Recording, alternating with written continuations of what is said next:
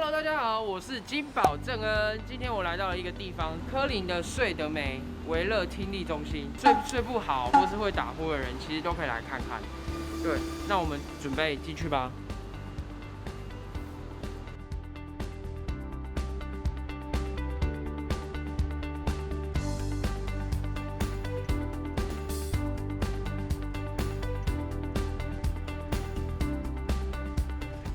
就是我还没有做那个胃绕道之前，我的打呼是很严重的。就现在我动完手术之后，就是我朋友们就是说我都没有在听到，就是打呼的状况。对，打呼的声音。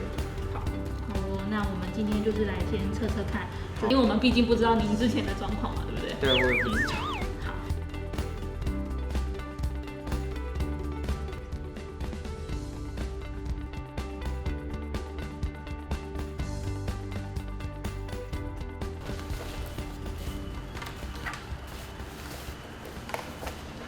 那我们的机器非常小一台，真的很小，真的很小哈。那这个机台还有一个带子的部分，我们基本上是固定在我们的胸上方，腋下面。那因为要在这个地方，是因为它要侦测我们的胸起伏。好，然后它还有一些线路的部分，我们需要做佩戴，然后之后才会有一些完整的数据跟报告出来。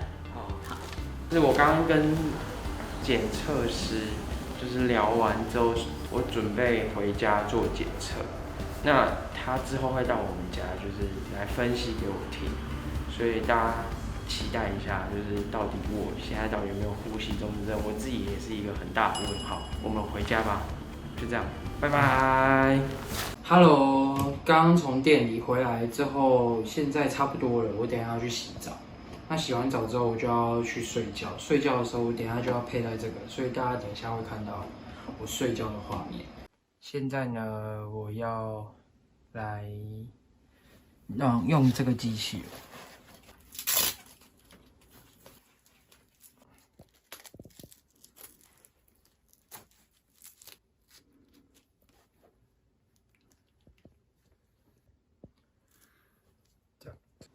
这边就是他们还会传，就是提供影片。我好像用错了。对，好，那现在就我要睡觉了，因为好累哦。大家晚安，我们就看明天的检测出来的结果是什么。希望一切正常。晚安啦。Hello， 今天呢来到要做分析的时候，然后今天非常开心，就是我的睡眠呼吸分析师嘛，睡眠技师。睡眠技师。大家好，我是睡眠技师，我姓洪。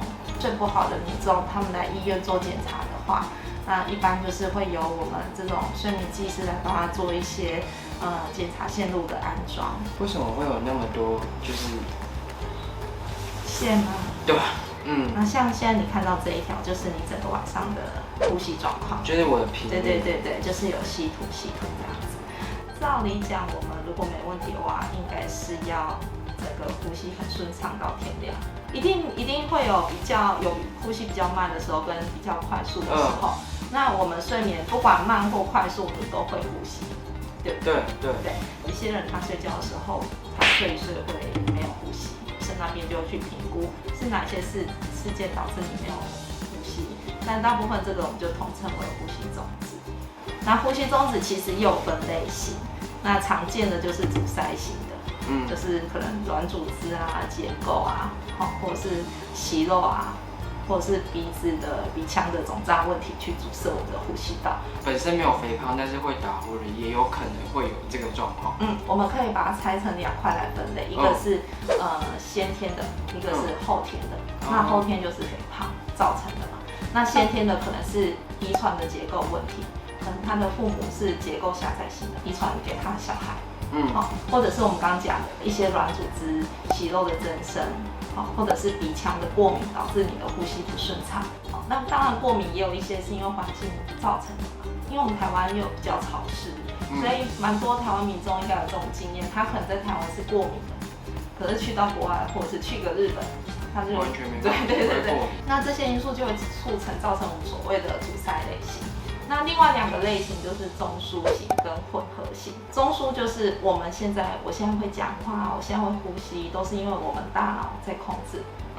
那中枢就是我的大脑没有指挥，没有叫我做呼吸动作。那为什么会有这个状况？那可能是你脑部有受损，可能我出过车祸，撞击伤到脑部了，或者是中风。还有一个是先天的老化，老年人。因为老化了，很多反应就会慢，对，包括大脑。那我们这个都称为中枢。那混合就是结合阻塞跟中枢。但是这3个类型来讲的话，最常见的就是阻塞类型。阻塞。对。其实你这次筛检出来算是在正常范围。正常范围。对，我们主要会去看有一个指数叫 AHI。那 AHI 它的中文名字叫做睡眠呼吸中止指数。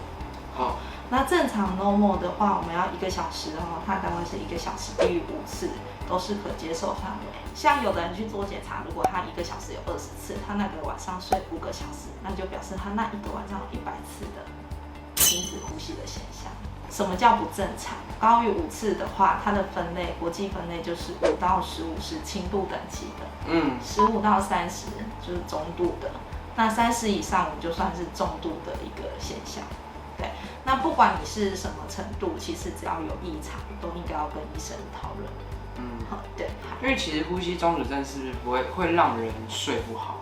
对，因为你的睡眠会一直被破坏，因为我们人体其实是一个很聪明的一个系统。因为我停止呼吸，你就会缺氧。那缺氧了，你的人体不可能让你缺氧到天亮，你一定会醒来。对，那他的醒，一般人不会认为自己有醒，但是在我们的检查室，我们看到他就是醒。整个晚上的一个睡眠破坏就一直反复，所以他睡眠就会很浅。所以通常有一些比较严重的，他们隔天的精神状况啊，或者是注意力集中就会比较差一点。还有就是有一些人就是不知道为什么你这个年纪，或是我们在座各位的年纪，应该都要一觉到天亮，可能有的人就会早上起来上厕所。对，我那时候蛮频尿，现在就几乎没有。对。那再来就是我们也会去关心说，那我的血氧如何？那以你那一天晚上你的氧气的平均是95%，那最低也有91%，所以算不错。那如果以低标来讲的话，我们正常人应该要维持在90以上。所以我算是正常。很正常，对。所以你做这个手术帮你很多。对，然后当然你的心率来讲的话，最低43，最高85，这个是还 OK。因为其实我们睡眠，其实它多少还是会有点起伏，跟你的深浅睡的有差，对，所以这个都是在合理的。所以像我们之前看到有一些异常的人啊，他晚上的睡眠心跳就是会翻倍，他可能最低有50几颗，最高会100多下。